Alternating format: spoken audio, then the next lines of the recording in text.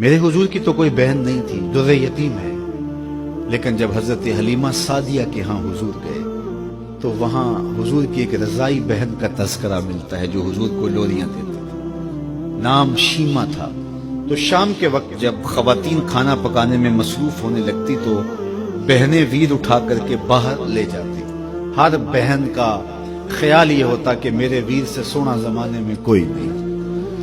کہتے ہیں خوبصورتی دیکھنے والے کی آنکھ میں ہوتی ہے، جس کے ویر کا رنگ سونا ہوتا تو وہ کہتی رنگ نہیں تو کچھ بھی نہیں ہے، اور جس کے نقوش تیکھے ہوتے تو وہ کہتی کہ رنگ کا کیا ہے، حسن تو نقوش میں ہوتا ہے۔ جس کی آنکھیں خوبصورت ہوتی وہ کہتی میرے ویر کی جھیل جیسی آنکھیں تو دیکھو۔ اب یہی بنو سعد کے محلے میں ہوتا، بچیاں اپنے ویر اٹھا کے لے آتی ہے، کہتی میرے ویر ورگا کوئی نہیں، دوسری کہتی میرے ویر جیسا نہیں۔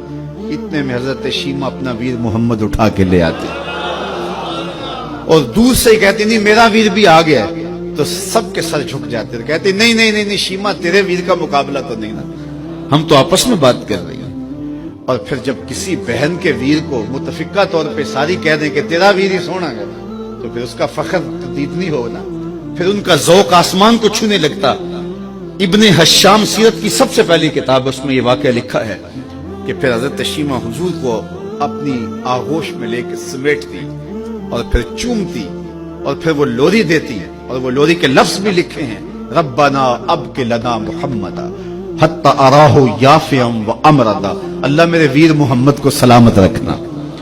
آج یہ پالنے میں بچوں کا سردار ہے، کل وہ لمحے آئے جوانوں کا بھی سردار، اور پھر جھوم جاتی اور کیا خوشی ان کی دیدنی ہوتی۔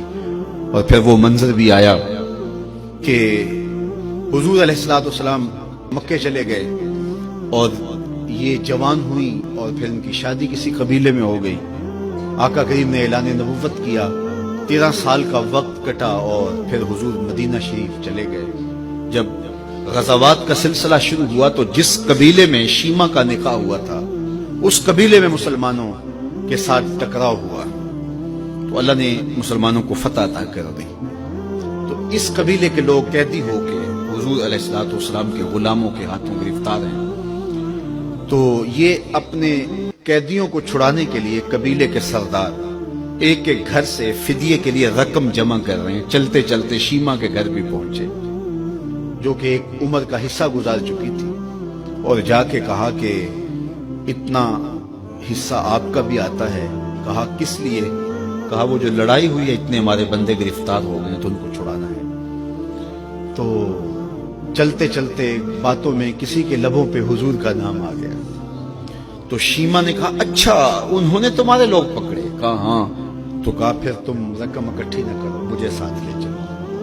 انہوں نے کہا تجھے ساتھ لے چلیں؟ کہا تم نہیں جانتی وہ میرا ویر لگتا ہے، وہ میرا بھائی لگتا ہے۔ قوم کے سرداروں کے ساتھ حضرت شیمہ حضور کے نوری خیموں کی جانب جا رہی ہیں اور صحابہ ننگی تلواروں سے پہرا دے رہے۔ یہ مکی دور تو تھا نہیں، یہ مدنی دور تھا۔ اور شیمہ قوم کے سرداروں کے لے کے جب آگے بڑھنے لگی نا تو صحابہ نے تلواریں سون دی، رک جا اے دیہاتی عورت، جانتے نہیں آگے کوچہ رسول ہے، آگے بغیر اذن کے جبریل بھی نہیں جا سکتے، تم کون ہو؟ تو شیمہ نے جو لفظ کہے وہ لفظ بولی، اس نے کہا خلو سبیلی وَعَلَمُوا أَنَا أُخْتُ نَبِيِّكُمْ، میری راہیں چھوڑ دو، تم جانتے نہیں میں تمہارے نبی کی باجی لگتی۔ تلواریں جھک گئیں، آنکھوں پر پلکوں کی چلمنے آ گئیں، راستہ چھوڑ دیا۔